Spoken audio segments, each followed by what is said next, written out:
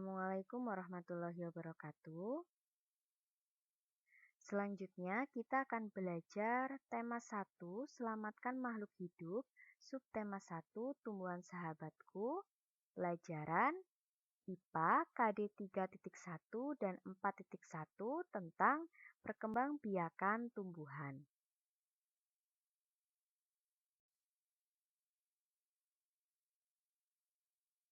Perkembangbiakan tumbuhan dibagi menjadi dua, yaitu perkembangbiakan tumbuhan secara generatif dan perkembangbiakan tumbuhan secara vegetatif.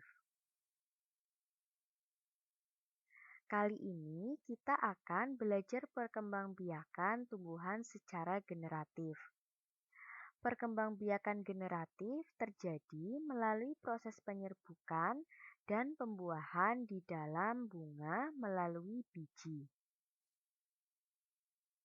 Contoh tanaman yang berkembang biak secara generatif. Yang pertama ada tanaman jagung, yang kedua yaitu tanaman bunga matahari, dan yang ketiga adalah tanaman padi. Ketiga tanaman ini adalah tanaman berbiji.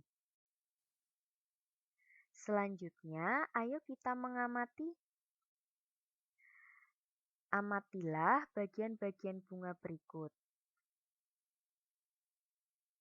Bagian bunga berikut ada putik, benang sari, mahkota bunga, bakal biji, kelopak bunga, dasar bunga, dan tangkai bunga. Masing-masing pada bagian-bagian bunga ini memiliki fungsi yang berbeda-beda.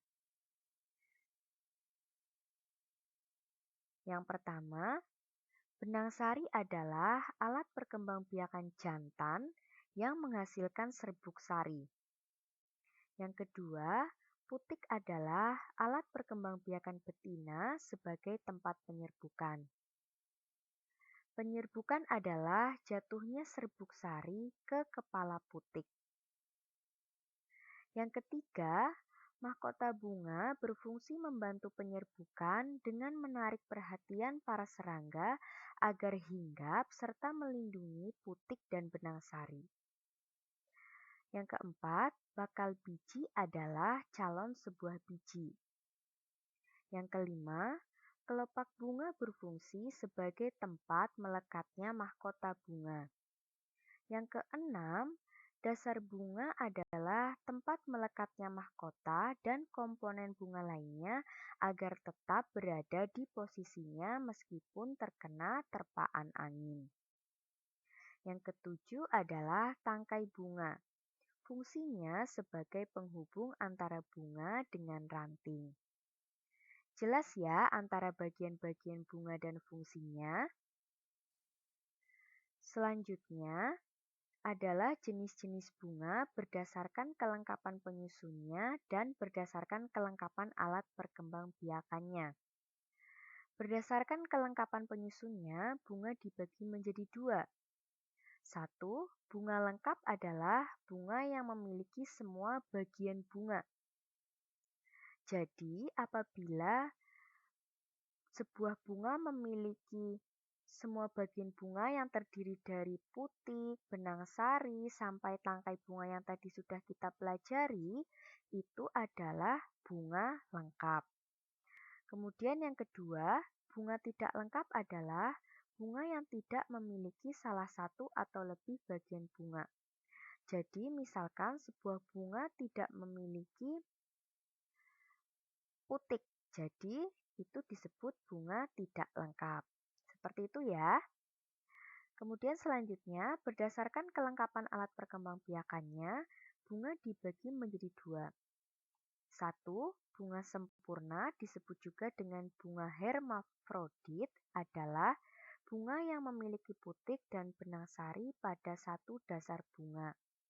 Yang kedua, bunga tidak lengkap adalah bunga yang hanya memiliki salah satu alat perkembangbiakan saja. Bunga yang hanya memiliki benang sari disebut bunga jantan karena benang sari merupakan alat perkembangbiakan jantan pada bunga. Sedangkan bunga yang hanya memiliki putik disebut bunga betina, karena putik merupakan alat perkembangbiakan betina pada bunga. Selanjutnya, macam-macam penyerbukan. Bu Guru ingatkan terlebih dahulu ya, penyerbukan adalah jatuhnya serbuk sari ke kepala putik. Macam-macam penyerbukan dibagi menjadi dua. Satu, penyerbukan berdasarkan perantaranya. Pada penyerbukan ini dibagi menjadi empat.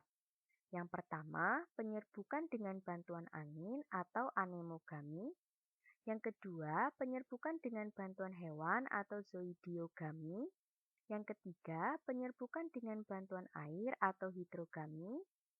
Kemudian yang keempat, penyerbukan dengan bantuan manusia atau antropogami. Yang kedua, penyerbukan berdasarkan asal serbuk sari. Pada penyerbukan ini dibagi menjadi empat. Yang pertama, penyerbukan sendiri atau autogami. Yang kedua, penyerbukan tetangga atau geitonogami. Yang ketiga, penyerbukan silang atau alogami. Yang keempat, penyerbukan bastar atau hibridogami. Untuk penjelasan macam-macam penyerbukan agar lebih jelas, nanti Bu Guru akan kirimkan file yang isinya penjelasan tentang masing-masing penyerbukan, baik berdasarkan perantaranya maupun berdasarkan asal serbuk sari.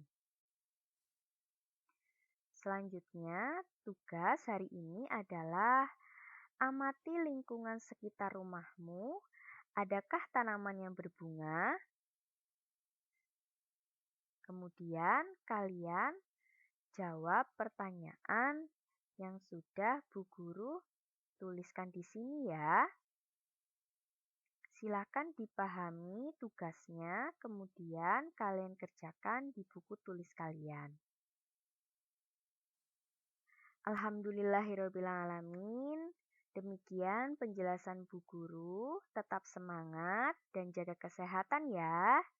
Bu Guru akhiri, wassalamualaikum warahmatullahi wabarakatuh.